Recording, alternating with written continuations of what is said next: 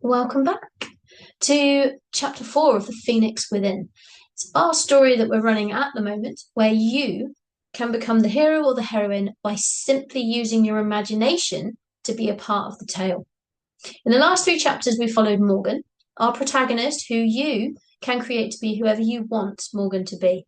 If you haven't had a chance to join us so far, I tell this story in first person with minimal description so that everyone listening or reading along, if you're on my blogs, can fill in the details and make the story more relevant for you.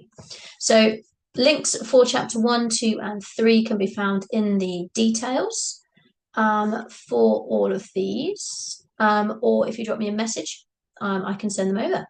But so far, Morgan's going through a bit of a rut. Rent's past due.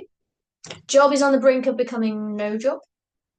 Partner is currently elsewhere, and the life we all seem to be prescribed just feels difficult. So Morgan feels that there should be so much more to life than the born, school, good grades, get a job, get married, have a family, work until you retire with some weekends and maybe 4 weeks off a year, if you're lucky, retire and hopefully have enough to pay for your funeral and some nice bits for the grandkids.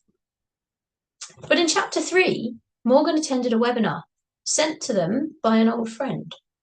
The biggest takeaway from the webinar caused Morgan to take some fairly out of character and drastic action. So let's see if Morgan follows through in today's chapter. And I've called today's chapter An Awareness of Infinite. So I've had a couple of realizations as I'm lying in bed on this sunny looking Sunday morning. It's just gone 8 a.m. and the sunshine is streaming in around the edges of the curtains on my bedroom window. The last couple of days have been really good. Like, really good. I'm lying here wide awake, replaying both days in my mind. Yes, Friday started really badly. The soggy socks from that wobbly paving slab, the still unknown outcome of the company announcement, feeling generally bleh after waking up tired as I do most mornings. But it got better. Usually when my days start like that, they stay like that. Dinner goes down my top, stubbed toes, spilled hot drinks, sideways comment from a colleague. Do you have days like that? And don't even get me started on what toothpaste does on those days. So Friday was a good day in the end. I got a lot done towards the deadlines, and because the aerial was broken for the TV, I had time to read through those emails about the webinar and get some things done to prepare for it. Then Saturday morning was the best Saturday I've had in years. Got all my admin done, had a lovely walk, managed to avoid every single wobbly paving slab. Maybe I should daydream more often when I'm walking. And that webinar has really given me some things to think about, like the completely random spur of the moment coffee shop job application. What was I thinking there? I know I don't do anything much on the weekends, but if I have a second job, will I even have time to sort the washing or relax and recharge ready for the day job during the week? Wait, why am I thinking like that? Yesterday, I was so excited to be working with the coffee shop owner, so inspired by their story. But now I'm thinking about backing out. That goes against everything I read in the book last night before I finally fell asleep. Should I still go to the coffee shop for my trial? Well, I at least have to go and tell them it's not for me and that yesterday was a bit of a blip in my personality. It's only right to let them know, but I could really do with that extra money. And it won't impact on my other job in any way at all. And it definitely won't impact my weekend activities now that I'm single again. I'm going regardless. They said arrive at 10, so I better get up and sort it. Usual morning routine. Then I sit at the table with breakfast and a hot drink and read a bit more of Jen Sincero's book, You Are a Badass, which is a great book. And it says, as British philosophical writer and self-help pioneer James Allen states in the quote that opens this chapter, mind is the master power that molds and makes, and man is mind. We are the very thinking substance that was used to create us. Hello? How major is that? This is why positive thinking is all the rage, and negative subconscious beliefs are so gnarly, and why meditation and learning to guide your thoughts and love yourself can change your life. Our thoughts are the most powerful tools we've got. I think, therefore, I can create awesomeness. or horrendousness. But the bottom line is that it's through our thoughts that we create our realities. It's also why buying into whatever illusion you're living in the present moment, is selling yourself so short if it's anything less than what you truly desire. You created the reality you now exist in with your thoughts, which means you can use the very same power of thought to change it. As Wallace Wattles, author of The Science of Getting Rich, so brilliantly states, to think what you want to think is to think the truth regardless of appearances. To think what you want to think is to think truth. Is that not the best news ever? It doesn't matter what your reality looks like at the moment, because where you desire to be is the truth, the whole truth, and nothing but the truth. And if you fixate your mind on this truth, believe that it is real and already here, and take decisive action, it will manifest itself. Whoa. Again, I'm hearing that it is my thinking that creates my reality. And I guess that means that my eyes are either lying to me or they're giving me images that I'm not translating accurately in my mind. The next paragraph makes me laugh out loud as I keep reading. This is where most people dig in their heels and say something like, I am sitting in my ghetto-ass kitchen eating tuna out of a can with a plastic spoon, and you're telling me this isn't the truth? You're saying that the truth is that I'm hanging poolside with the President of the United States of America? If you truly desire to hang poolside with the President of the United States of America and are hell-bent in your mind and your actions to create it, it's the truth. So this is saying that my list of things that I wrote down that I want, I can actually have by believing I have it already.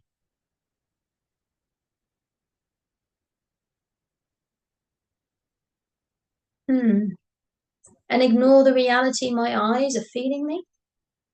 The capitalized letters on the next page grab my attention as I go to shut the book. The moment you have the audacity to start believing in the not yet seen, your reality will begin to shift. The following is hugely important, so please pay very close attention. It's even, really highlighted in the book. You have to change your thinking first, and then the evidence appears.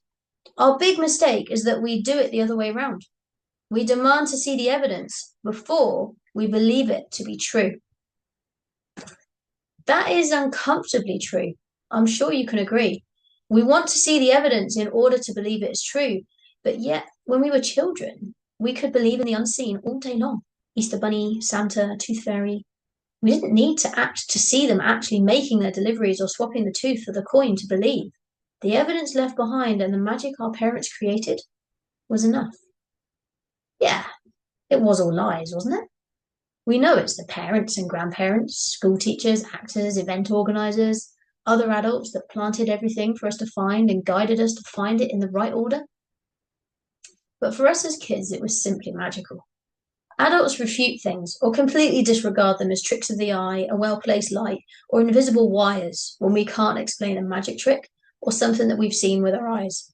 We call it a trick instead of believing in magic.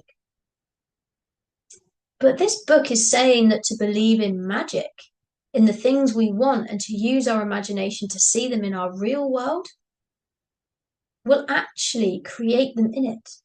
We just simply have to believe it to be true first. Like the Disney films all say, believe and you will see, not see in order to believe. The believing must come first. I put my bookmark in, put the book in my bag with my phone, money, and water bottle, tidy up breakfast, and get my shoes and coat on to head down to the coffee shop. I arrive at the coffee shop just before 10, and the owner greets me with a smile as they unlock the door and invite me inside. They officially open at 10:30, so there is time for them to show me what needs to happen in order to serve the first customers of the day. They explain that at the end of the shift, the machines are all put onto a cleaning cycle. All the little cups that hold the coffee grinds are put into soak with the ends of the cream spray bottles and anything else used to make the drinks with. The dishwasher is filled and put on, the toasting machines are wiped down, and the clothes, towels, aprons, and other items are put into the wash machine. Oh, and the coffee bean holders are emptied and wiped out, and the food cabinets are emptied and wiped down. So the first jobs in the morning have mostly been done already. Drying the things left to soak, putting the washing in the tumble dryer, then emptying the dishwasher. The next job is to set up the coffee machine, refill the bean holder ready to be ground on demand throughout the day, and to restock the food cabinets. But my head is starting to spin with all this information. It feels really good to be learning new skills though. So I take some deep breaths and I follow the owner around, making mental notes and noting the job list pinned to the wall behind the counter as a very helpful reminder. Everything is set up and ready to go, so they start showing me how to use the machine. They explain that we'll be working together today. It's rarely busy first thing on Sunday mornings, apart from a few regulars, so there will be time for me to shadow them at a slower pace than usual to make sure I cross all the T's and dot the I's. It's very obvious that the owner has a lot of love for this little shop. They make sure everything they do is done to the best of their ability. No corners are cut, and as they talk, it seems that customers don't mind waiting those few extra seconds or minutes for their order to be correctly rather than quickly. I feel in awe of them. All my roles so far have insisted on quantity, things being done quickly, with allowances made for things not being as polished as they could be. Corners are cut, budgets are low, things are left out, most of the T's look like L's, and a lot of the I's are missing altogether. So to see someone working efficiently, following well-practiced and rehearsed procedures that ensure everything is perfect, is really amazing to see. I don't tend to buy coffee from coffee shops unless it's a really special occasion or I have a voucher or someone else is paying, as my income doesn't really stretch to the niceties in life. A jar of supermarket coffee that will give me over 20 cups costs the same as 1 cup in a coffee shop. But as the owner serves me up the freshly made cup they have just walked me through making and asked me to take a sip, I instantly understand why they cost so much. The chocolate sprinkling on top has been done through a stencil in the shape of a coffee bean, and they explain that there are different stencils for different drinks, so people know instantly what they and others are drinking. They motion to the board above their head and all the little symbols which are dotted around the names of the drinks, another subtly little extra that only the most observant people would notice. I take a sip of the coffee, and it is simply perfect. Perfect temperature, not too hot or too cold, ready to drink there and then.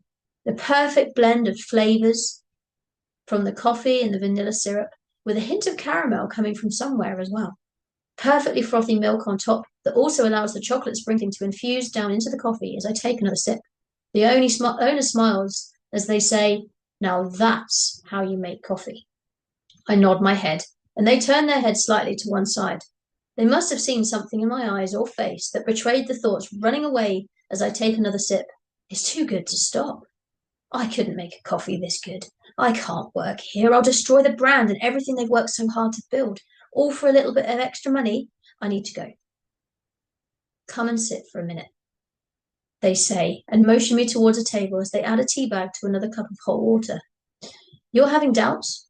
I almost choke on the coffee as the words reach my ears. How can they possibly know what I was thinking?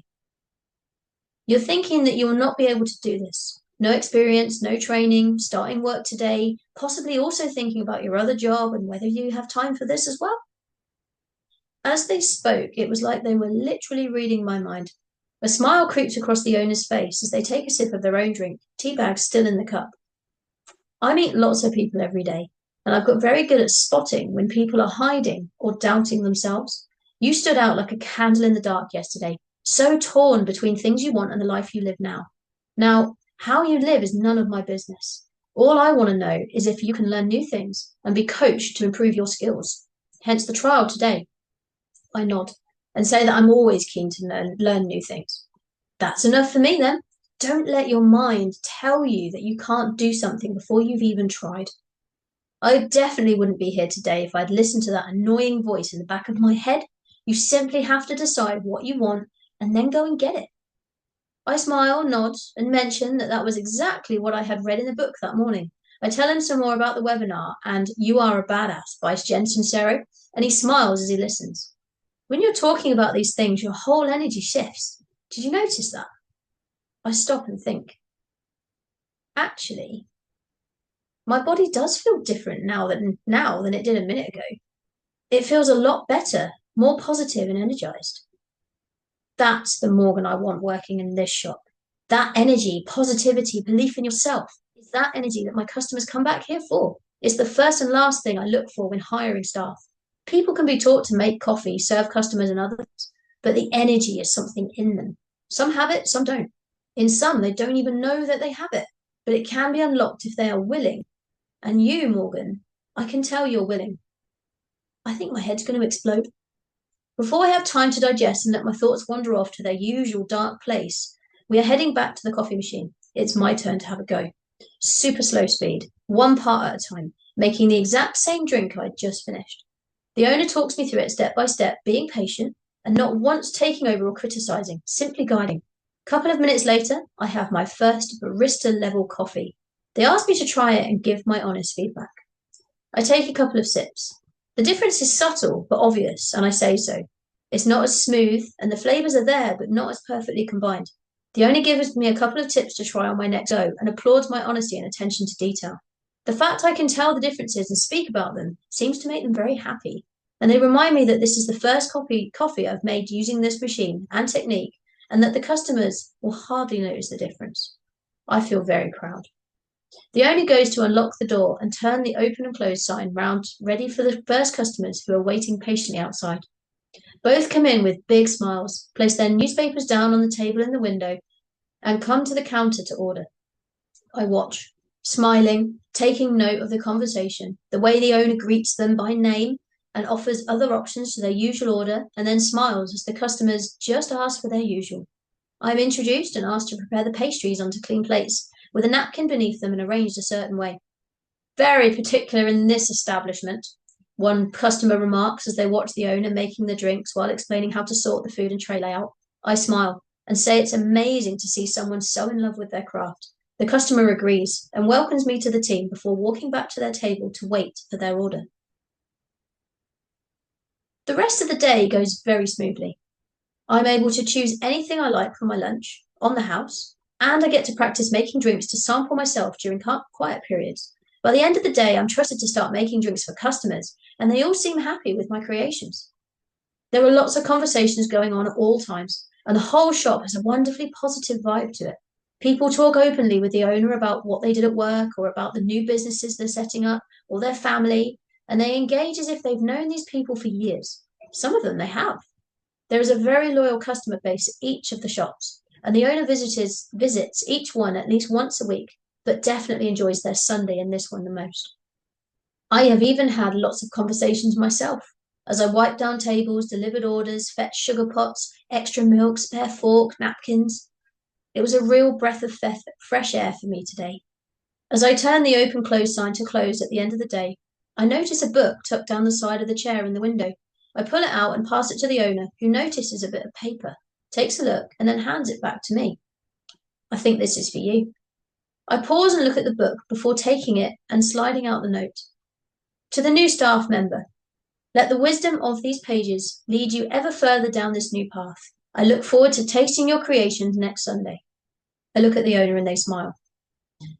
The older gentleman, who spent most of the day in that chair, took a shine to you. He spoke to me when you had your break and asked if he could leave you a gift. I look again at the book, Think and Grow Rich by Napoleon Hill. I flick through a few pages and note the publication date of the early 1900s. My mind is racing. I never get given things, and today I've had nothing but compliments. So are you okay to pop in a couple of evenings after work this week? We open till 8 on Tuesdays and Thursdays if you fancy it. Then maybe Saturday afternoon and all day Sunday? I nod my head, put the book in my bag and carry on helping with the evening routine so everything is ready for the morning. I leave the coffee shop just after 4:30. After filling in my details on the official form to accept the role, bank and contact details, all that sort of thing. I'm also able to email my CV over later, although apparently it's not needed.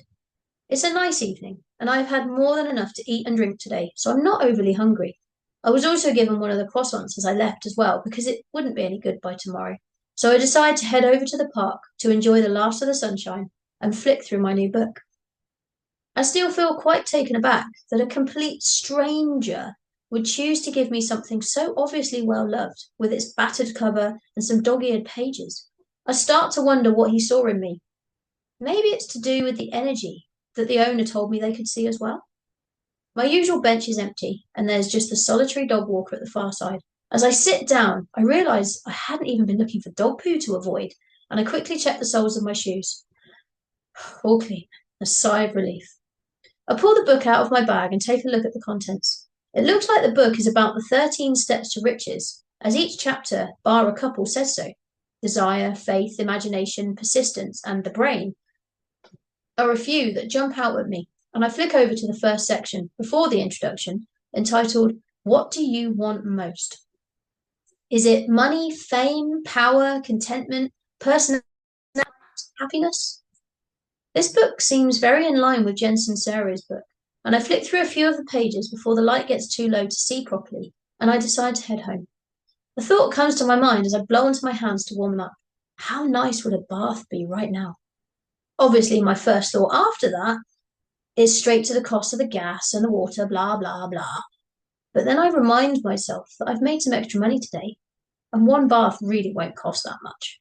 I might even still have some bath stuff to add to the hot water as I soak and read some more of You Are a Badass so that I can get started on Think and Grow Rich. I smile as I climb the stairs to my home, using my imagination to see these stairs rising up to my new house that is the top of my want list. This evening is an evening of daydreaming, methinks. I warm up the croissant as the bath runs, and then spend nearly an hour just soaking in the hot water before drying off and heading to bed, eager for the week ahead, instead of feeling my usual feelings of dread. And that's chapter 4. Hope you enjoyed. Hope this is helping. Hope you're seeing some of the little subtleties that I'm trying at least to add in. The little things that might be in line with ideas, thoughts, things going on around you in your world. Things that we usually go unnoticed, a bit like's happening in Morgan's world. But they will all come to the right place where we're heading. As I've said previously, if you want to have a say in where this story goes, if you've got any ideas, any feedback, anything like that, I would love to hear it. So simply drop a message wherever you're watching this, or send me a message on any of my social medias. And I look forward to speaking to you soon. This chapter will become Tuesday's blog post, and I will make sure that it is also turned into a podcast if you want to listen instead of watch me. And I look forward to seeing you again on Tuesday for chapter 5, which I'm going to call When Life Gives You Lemons. Life doesn't always go in the right direction, does it? And this story is no different. So tune in on Tuesday to find out what happens to Morgan next, and whether this newfound resilience, shall we call it, is enough to get them through what happens next. Have a great rest of your evening, and I look forward to seeing you on Tuesday. Have a good one.